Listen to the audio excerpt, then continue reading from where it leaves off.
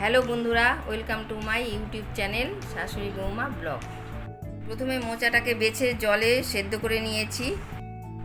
মটরের ডাল আর মোচা দুটো পেস্ট করে নিয়েছি আর আলুটা কেটে নিয়েছি।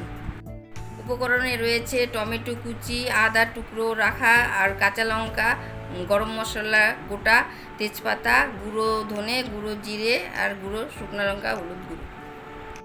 পেস্ট করা মটরের ডাল আর মোচা দুটোই কড়াইতে একটু নেড়ে চেড়ে নিচ্ছি। তার মধ্যে একটু হলুদ দিয়েছি আর একটু কর্নফ্লাওয়ার দেব। এবার ঠান্ডা করে একটু গোল গোল শেপ করে নিয়েছি।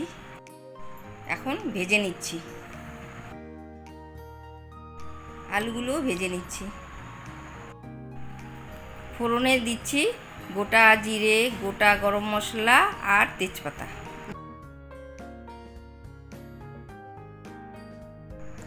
টমেটো কুচি, আদা, কাঁচা লঙ্কা পেস্ট করে রেখেছিলাম, এটা এখন দিয়ে দিচ্ছি।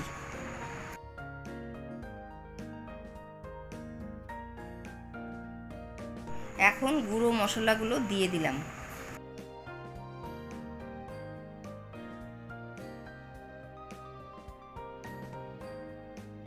মশলা কষানো হয়ে গেছে, এবার আলুগুলো দিয়ে দিচ্ছি।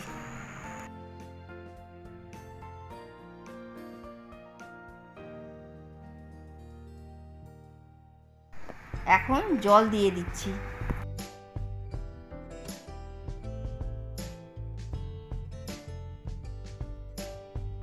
এখন দুটো কাঁচা লঙ্কা চিড়ে দিলাম।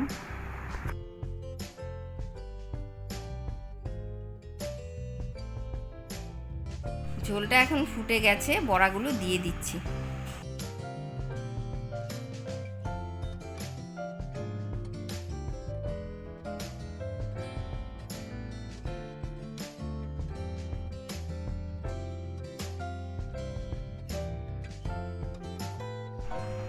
এখন একটু ঘি দিয়ে দিচ্ছি আর গরম মশলা গুঁড়ো একটু দিয়ে দিলাম।